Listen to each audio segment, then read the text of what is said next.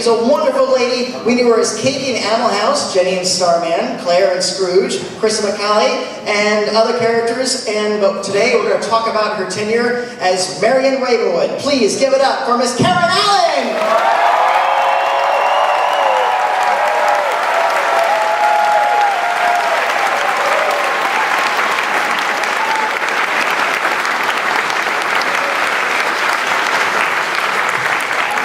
Next, ladies and gentlemen, with a fantastic career, including The Long Good Friday, Derek and the Dogs of War, personal favorite of mine, Hot Fuzz, the original British version of the House of Cards, and Ivan Ooze from the Mighty Morphin Power Rangers movie. But today, we will talk about his career as the rogue archaeologist, Rene Emile Balak. Give it up for Paul Freeman!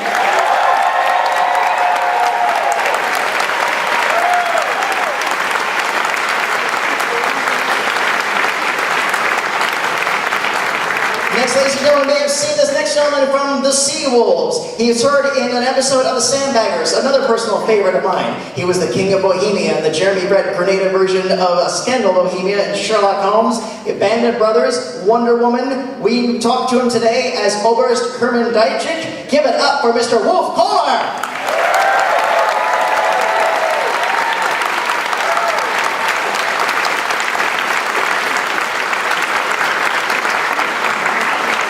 Next, ladies and gentlemen, some of us knew him as Macro and I, Claudius, Vasco Donante in the miniseries Shogun, and the first live-action Wilson Fisk the Kingpin from the Trial of the Incredible Hulk, Macbeth, Gargoyles, Professor Action and Sliders, Gimli and Lord of the Rings, and a million other roles. But today we're going to talk about him as the best digger in Cairo, as Salah. Give it up for John Rhys Davies!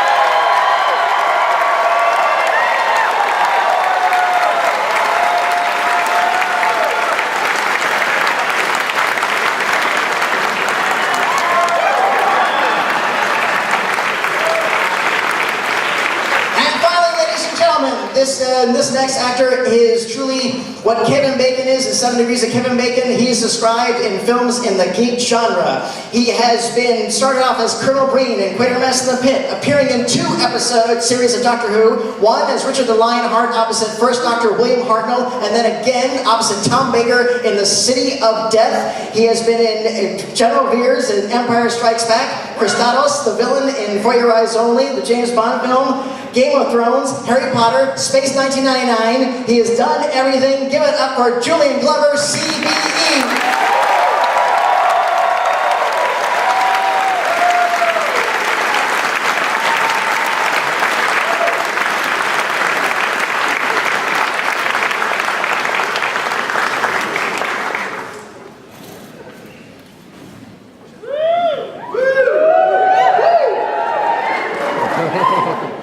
So, gentlemen and ladies, thank you so much for joining us here this weekend. It's an absolute pleasure to host you all here, and thank you for coming out and talking to us for a little while. What I would like to do is, I'd like to talk, give your reflections of how this all began for you, your involvement with save the throwing stuff at the end. What I'd like to do is to talk about when the Indiana Jones and your contributions of it sort of blipped on your radar, when you first got your call saying there's a new action film coming out and you want to take a part of it. So, ladies first, Miss Allen, where did Raiders of the Lost Ark begin for you? I was living in New York, and I had done my very first film, which was Animal House, with John Landis, and I had done a couple of other films. One of the films I had done was called A Small Circle of Friends, that Rob Cohen, it was his very first film, and both John Landis and Rob Cohen were good friends of Steven Spielberg's. So he had seen their films and had said that when he was casting this film, he wanted to meet me for the film. So he came to New York with a couple of the people who were also involved in the film. I don't think Kathy Kennedy was with him yet, but we just sat and met, talked a little bit about the role and about the film, and then he left and went back to Los Angeles, and I got a call saying that he would like me to come and do a screen test for the film. And at that point, Tom Selleck had been hired to play Indiana Jones, And the Magnum PI was picked up, so he was not allowed to do the film, and they didn't have an Indiana Jones. So I went out to Los Angeles to audition with a New York actor named John Shea, and I also did audition with Tim Matheson, who had been in Animal House with me. And I think, you know, other people that had auditioned were Jeff Bridges, who else? Anyway, they were an interesting group of actors that were auditioning for the role. But I did the screen test in Los Angeles and came back to New York, and lo and behold, I got a call and said that the role was mine, and they were sending me a script to read because I hadn't been allowed to read the script yet. I was given just the scene in the bar when you first meet Marion, and I'd fallen in love with the character from reading that scene, so that was how I came to be.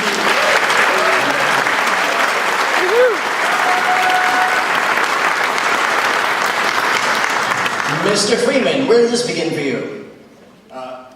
I just want to say that Marion Ravenwood is the best heroine of all of those Indiana Jones.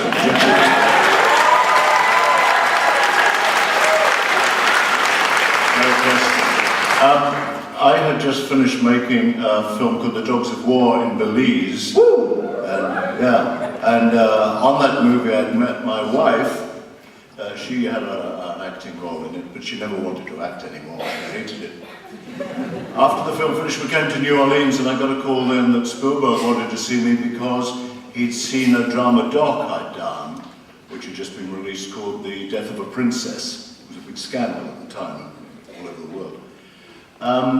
So we went to a car hire place, and the people in LA said, "Where do you want to stay?" And I just read in an English newspaper that there was a hotel called the Beverly Wilshire. So I said, "We'll stay in the Beverly Wilshire." And they said, "Fine." What was I to know that it was the most expensive hotel? We then said we'd rent a car. I went to a car rental place in New Orleans and said, "I'll return it in LA tomorrow." He said, "No, you won't. It's going to take longer than that to get." I had no idea. Anyway, we got to LA. I had this meeting in the Egg Factory, which was a little brick bungalow just outside what is now Universal Studios. And when I walked in, Stephen and George were lying on the floor, listening to the new speakers that had just come out, which you could fit into your little cassette player. At the time, in 1979, 80, this was the ultimate audio reproduction. And they just said, "Come in here and listen to this." So we all lay down on the floor listening to this. And then they said, "Do you want to read the script?" Go away into the next room and read the script. And I got to the bit with the date going up in the air and the monkey catching it. And I thought, I've got to do this movie. It's just the funniest thing I've read. So they said that at that time they'd cast an Italian actor. I think his name was Gian Maria Giannini, and he's still around. But for some reason, Stephen had seen Death of a Princess and thought I might be better in the part. They said, "Go away and we'll let you know in a week." So my girlfriend, as she was then, now my wife, and I went around Arizona for a week, and when we got to Glow, we had a call from the studio saying I'd got the part, and that was it. Thank you.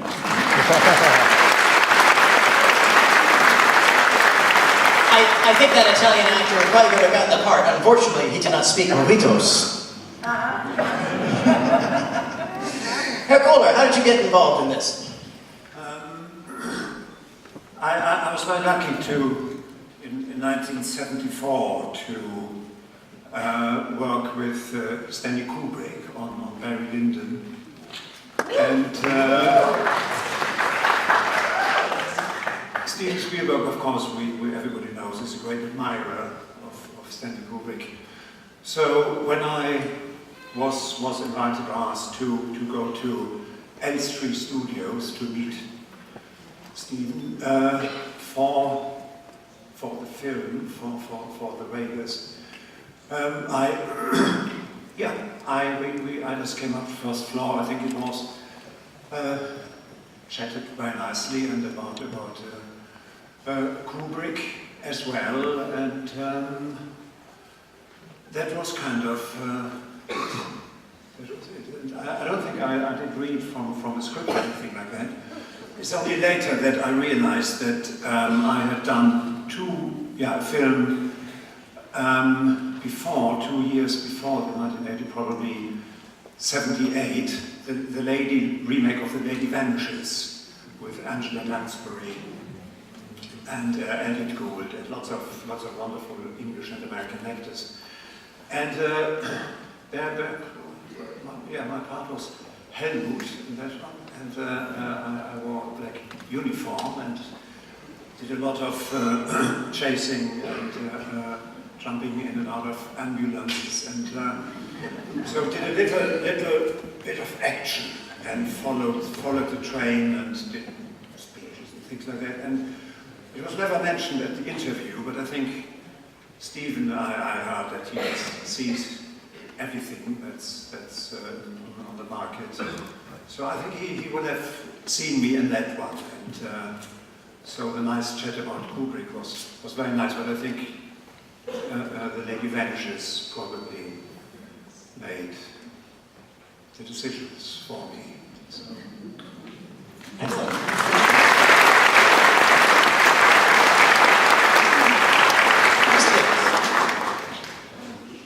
I was working on a marvelous show called Victor Victoria.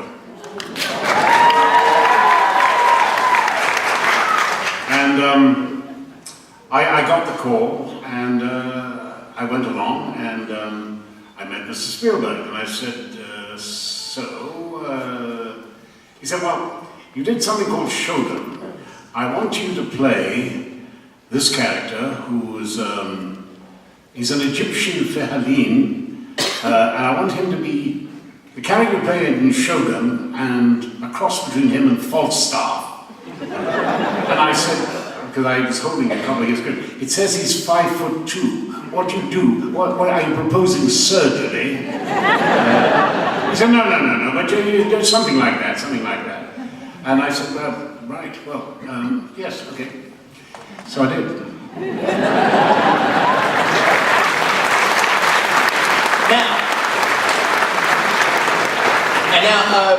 And then we skipped the movie, and then what was it like getting the call to come back for Crusade? Yeah. When they called you back, hey, we're going to make the third movie, you want to be in it? Yes, well, I you know, every time I bump into Spielberg, I say, look, I say, 1 and 3, sort of pretty darn good. 2 and 5, not quite there. There's something missing.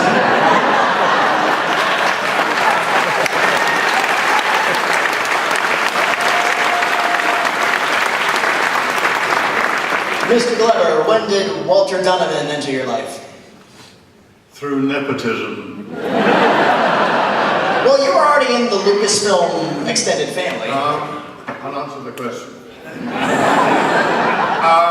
I happen to live next door in London to the executive producer Robert Watts, who is here at the moment at this convention. And we were friends. He'd come to see me in the theatre very often.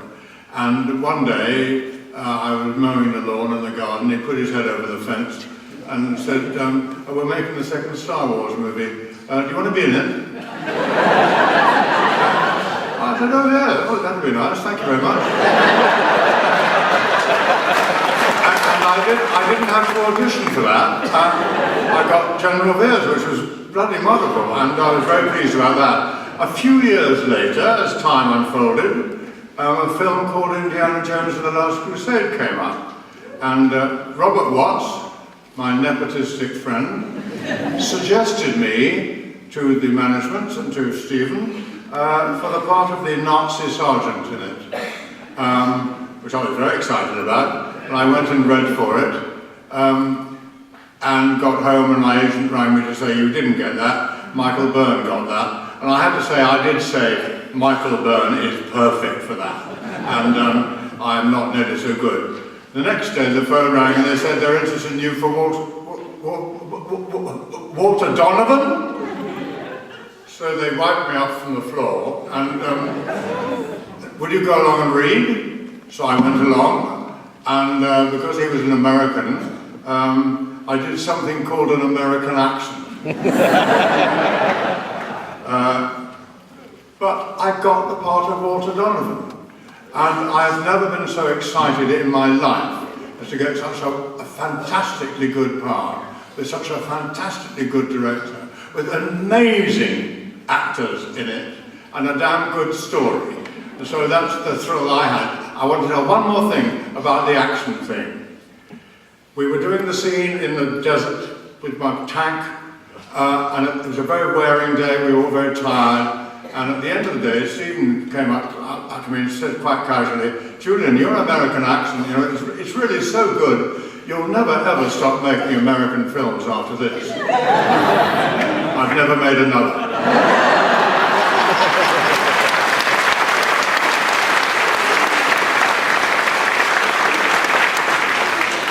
English actors feel very uncomfortable about playing American parts in America because you're very generous people and we'll just play the rest of the world is basically our arrogant assumption.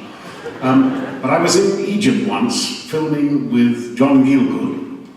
John was playing an Egyptian and I was playing a Greek.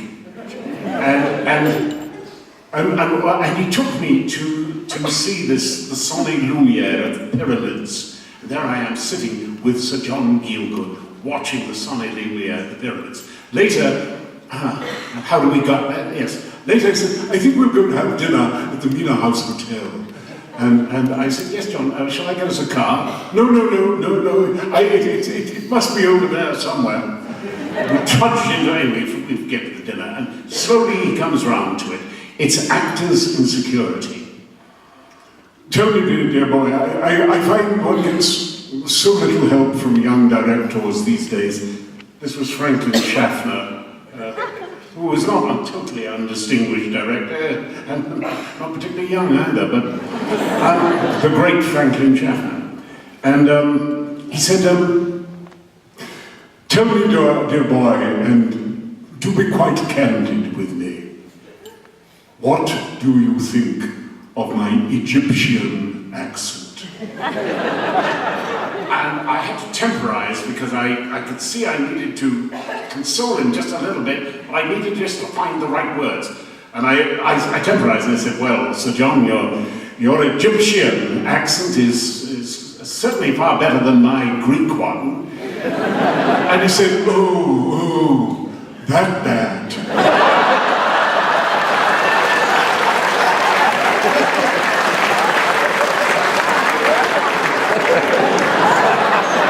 And then we come full circle back to you, Karen. When did you get that call saying, "Hey, we're making another one, you want to come back"?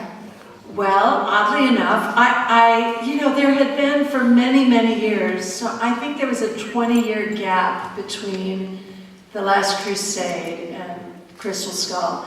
And, there were rumors. People were always saying, "Oh, I read something, they're going to do another Indiana Jones film, are you going to be in it?" It was just, and then there would be, "Oh, no, they're not going to do it, it's not going to happen."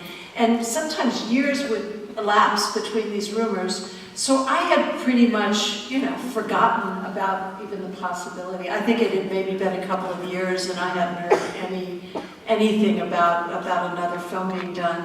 And I was at a house actually I have an office in this place, and I was there with some friends, and the phone rang, and I was in the middle of doing something, and I said, "Could you just pick up the phone for me?" And my friend, whose name was Fia, he picked up the phone for me, and he said, "It's Steven Spielberg." And I said, "Yeah, right." "Sure it is." And he said, "No, really, it's Steven Spielberg." And I went over to the phone and I was going to just sort of say something wise and sure enough, it was Steven Spielberg. And he said, we have a script for the next Indiana Jones film, and you're in it, and I would love for you to come. I was up in the countryside where I have a place. He said, "I want you to come into New York and come to my apartment, and you're going to sit and read the script, and then we'll talk." So I said, "I'm in, I'll be there." So I went and I sat and read the script, and I have to say, I was so touched by it when I read the part that, be like, I don't want to, if you haven't seen it, I don't want to kill the surprise of it. But we get married. Indiana Jones and Marion get married. Spoilers! Spoiler! But I was very moved when I read it, and that, you know, because I had always really felt deeply that Indiana Jones was Marion's true love. You know, that's kind of the thing that I worked on when I was doing Raiders of the Lost Ark. And so the fact that it was going to come back full circle in this fourth film, and they were going to be each other's true love, I thought was, you know, very, very poignant. So I read the script, I loved the script, and we went forward from there. So yeah.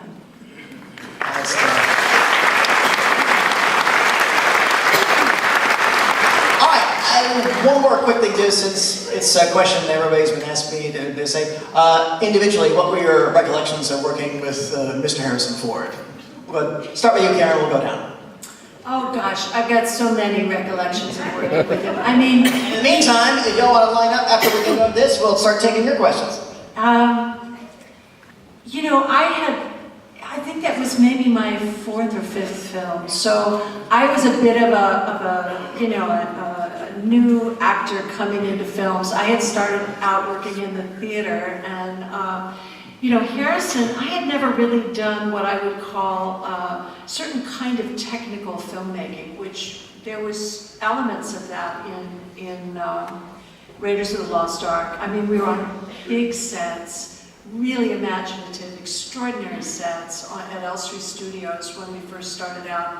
And I was a bit overwhelmed by the whole thing. And Harrison was sort of right in his element because he had come off of the 2 Star Wars films. So he was used to doing that kind of work in films, and that, you know, kind of where you spend an entire day never even speaking sometimes, just moving, moving from one side of the camera to the other. So it was new. I was a little intimidated by the process, and you know, Harrison at that particular point in his life kept very, very much to himself to some extent. I mean, I was coming from the theater, I was used to really interacting a lot with actors, really rehearsing scenes with actors, trying it this way, trying it that way, doing it this way, doing it that way. And I could not get Harrison to rehearse with me for love or money. He wanted nothing to do with rehearsal. And some actors work this way. Some actors love to rehearse, and other actors don't ever want to rehearse before they want to rehearse on camera for the first time. So it was a little tricky for me because I didn't quite know what to do. On the other hand, I took to watching him when he was doing a lot of these technical scenes, and I could see how really clearly he understood how to work with the camera in a way that I had not quite at all learned how to do. So I felt like a little bit I was always watching and learning.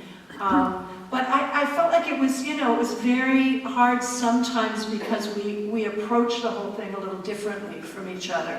But, you know, for the most part, we got along really well, and we had such, you know, our characters were so like at odds with each other, and he was so great to, you know, play against in that way.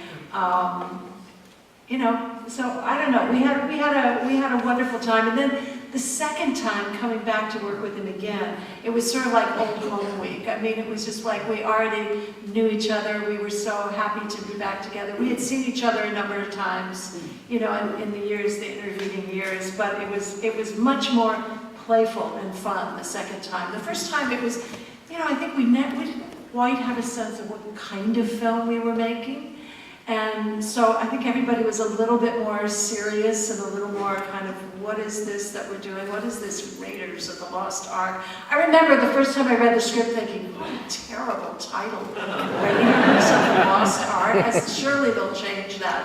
But I think one of the most memorable things for me was working with these guys, working with Paul and John and Ronnie Lacey, and you know, there was a kind of amazing camaraderie that existed, you know. Whereas Harrison was, you know, he was always somebody who kind of like, he would disappear into his trailer. And we all hung out in each other's trailers and talked and told theater stories and kind of hung out with each other. My impression of Harrison was one of his humility, which I hadn't been prepared for. I had assumed he would be a big star and would act like a big star, but he didn't at all. He was absolutely straightforward and he always welcoming. As Karen said, kept himself to himself, but that was fine. He had an enormous job to do. He was working every single day. But then we got to the point in the studio in Elstree where we were doing the scene where he's down in the snakes and Marion falls in, the pit with the snakes. And Wolf and I were on the top of the studio roof, I think a false roof they'd erected so that we could look down. And it became a very difficult day because of the flames, the snakes not working, more snakes were brought in and so on, and James Harrison. And we were way up there, and somebody yelled up to me, "Hey Paul, could you help me out? I'm losing my concentration down here." And I was so touched by that he would actually be that open and frank about his needs as an actor at that point. So that was my main impression of him, and always a great gentleman and great fun to be around.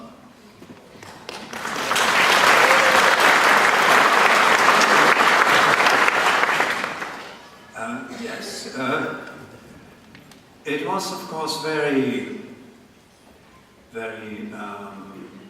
easy to meet Harrison and to talk to him, and he very kindly introduced me to his wife, and I watched him endlessly practicing the bullwhip on the side, because it's a very dangerous weapon. It can take your eye out quite easily. So he was very concentrated on the side. Yes, I think it's as well as what was said. It's to play with him, against him, or whatever was very easy. He was obviously very alive, and it was very clear what he wanted and how he reacted. It was very helpful, and yeah, he was a star, but he was a big star, but he did not behave like that as well. It was very much his character, and just a great pleasure. Yes.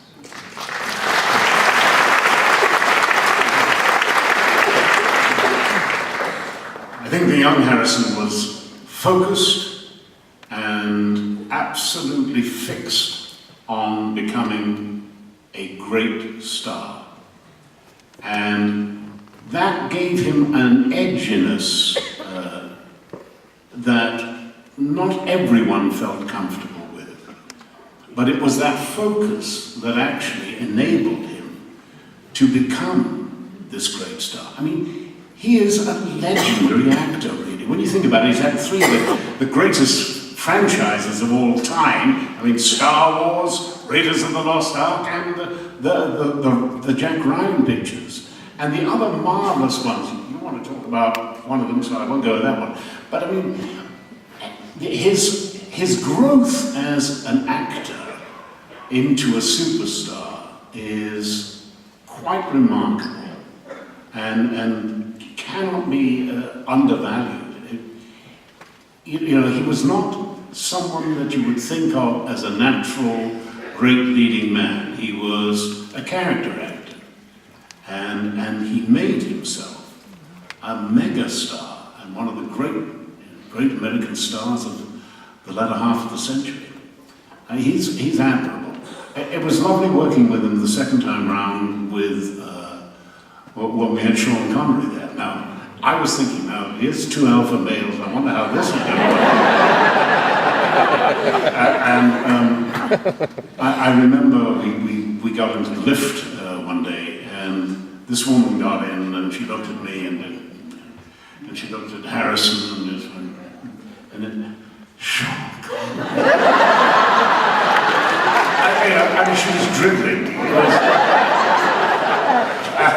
And I looked at Harrison, and he was just standing there smiling, just grinning.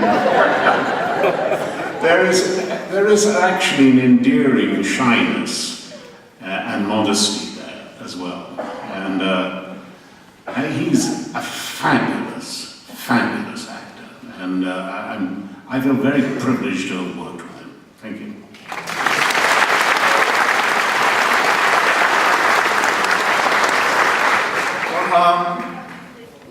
I'd heard he was a bit tricky, and I think that was what John referred to as that edginess about him. But I found that every single shot he went into, there was a sort of a determination, which usually meant he did the thing in one take, rather than 5, which we would have done. Anyway, I'd heard that, and so I thought I wasn't introduced to him on the film, and I'd done one day already without him, and I thought, this is no good, I've got to go and meet the leading actor, and he's called Harrison Ford. And having seen quite a lot of his work, I knew it was going to be quite formidable. So I went and knocked on his dressing room door and came and introduced myself, and he was very nice. But I thought, I've got to find something here that will help us, or help me anyway. And I said, now what is the name of that film when he played the Amish guy?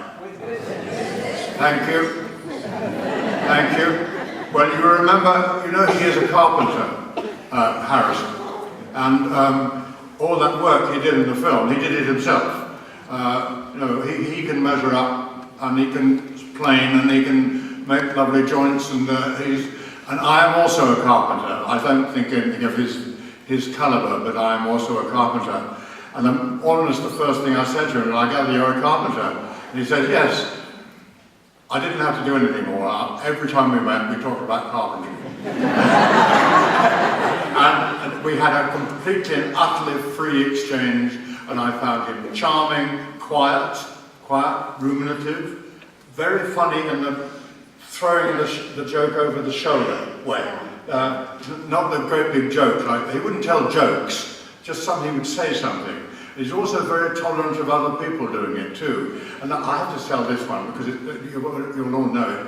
In the very first scene when the two men are together and I'm revealed as being the baddie and all that, they're tied together like this, okay, back to back. John knows this, and I'm sure you all know it. And I can't remember what the script said itself at this time, but we rehearsed it, and they're like this, and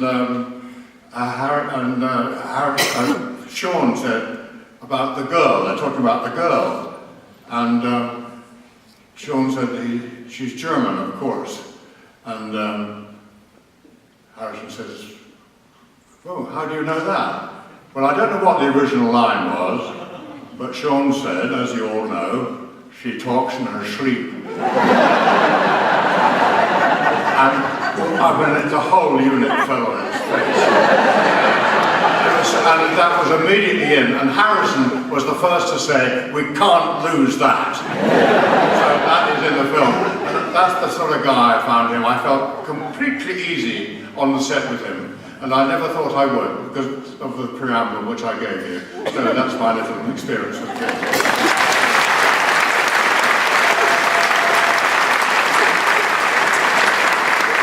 We have a few minutes. We'll try to go swiftly again. So, young lady, start us off. Of all the locations you got to visit while filming, which were your favorites?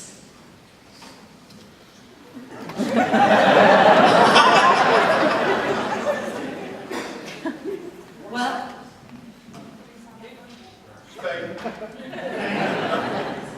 I'll just jump We in. didn't get dysentery in Spain.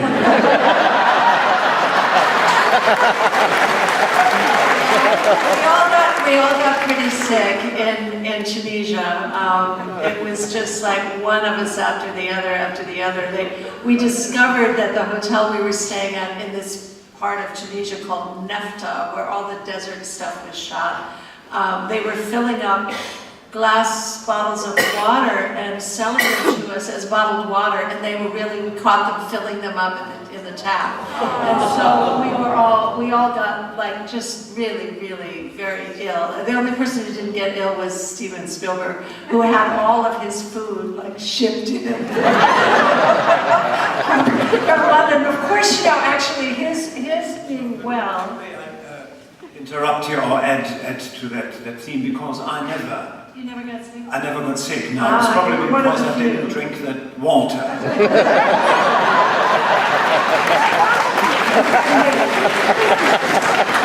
But other than that, other than the food issue and the fly issue, which is in Tunisia, there are, you know, probably for every human being there must be 10,000 flies, and they love to just land not only all over people, but all over your food. And I mean, they would keep the food covered before a meal, and they'd pull off the cover in like moments. Everything was just covered with flies.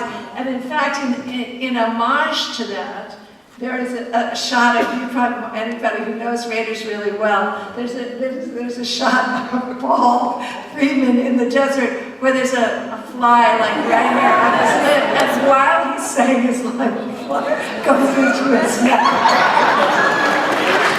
And you never broke character. The fly thing was amazing because basically the problem was we had about 5,000 Arab extras and 6 latrines. And after 6 weeks of being there, anytime you sat down in the desert, you disturbed the sand. The area where we were dining was a pretty large area, if you can imagine, say, about as wide as this auditorium here, and perhaps as far back. And before, and they were all sort of covered with sort of little roofy things to keep us out of the thing. They would spray with DDT rigorously before the meal. And there was not a fly to be seen. But it was the date harvest in Tunisia in September. And the moment the fruit came out, in every cubic foot there would be 100 flies. You could not get away from it. You were doing that, and in between doing that and spearing it, a fly would land. It was a nightmare. But Tunisia was really quite beautiful. You know, aside from the flies. It was extraordinary. We were in the Sahara, and it is just as beautiful as one would imagine it. I mean, there was a real Lawrence of Arabia kind of beauty to this, like, wild, you know, just empty desert with the stars at night and stuff. That was really quite extraordinary. Let me tell you, when you've got a temperature of 105 approaching 106 and you've got tunnel vision, you don't see much of the damn desert. You just worried about filling your jababa. I was surprised that I like Spain better.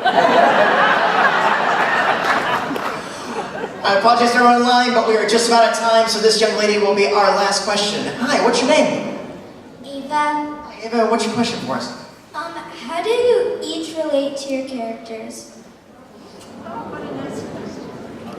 How old are you? Was the question, how do we relate Yes. to our... Oh, God, that's a difficult one. I don't know what You school... get 3 pieces of candy for that. I don't know what school you go to, but we didn't use big words in mine. Okay, so start. How do you relate? I don't know what he's talking about. I don't know what the question means. How do we relate? I don't understand it, sorry. Maybe Somebody else. how do you connect with your character? So again, how do you get inside the character? When you get any role, how do you approach it? Well, for him, being a nasty Nazi just came to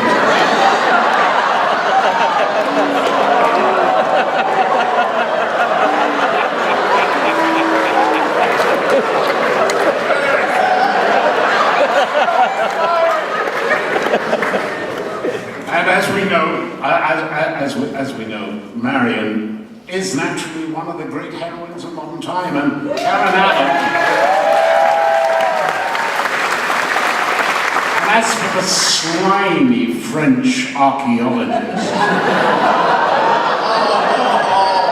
whose seductive powers ooze under the tropical heat, and the conniving, scheming Donovan. How does he relate to it? Naturally, I wonder.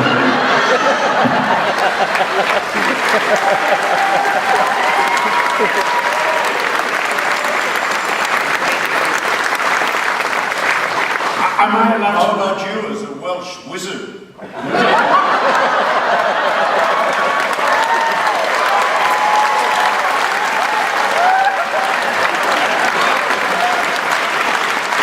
Oh, the accent was that bad, wasn't it? Pensacon 2019. This is the Raiders of the Lost Ark Actors and Time. Gentlemen, lady, before you go, is there any upcoming projects that you would like to share with us that we should be aware of? Anything coming out? I have a film called Colwell, C-O-L-E. Everybody's like, Colwell. It's C-O-L-E-W-E-L-L. It's the name of a little town in Pennsylvania where the story takes place. And it's going to be at film festivals starting quite soon. And will hopefully come into theaters sometime this year later. And then I'm directing a play in a couple of months that will be on stage, a John Patrick Shanley play called Outside Mullingar. Yeah, so that's what I'm up to. I have an ongoing series called Absentia, which is on Amazon Prime, in which I play a head of an FBI family with an American accent for the first time.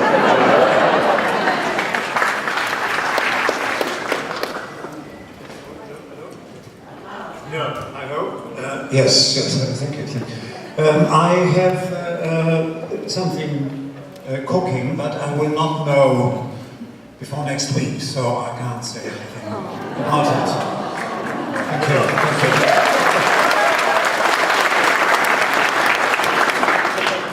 I've written a script, Set the Ice Age, which is, I think, rather interesting and fun and important, and I'm going to try and batter down doors and get some money to make it.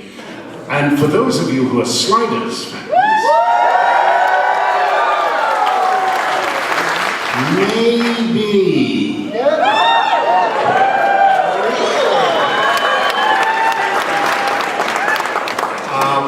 I'm going back to the theatre very soon. I shall be rehearsing the great play by Tennessee Williams, The Night of the Iguana, in the West End of London, starring Clive Owen. And guess what I'm playing? An American. Wait. The old man.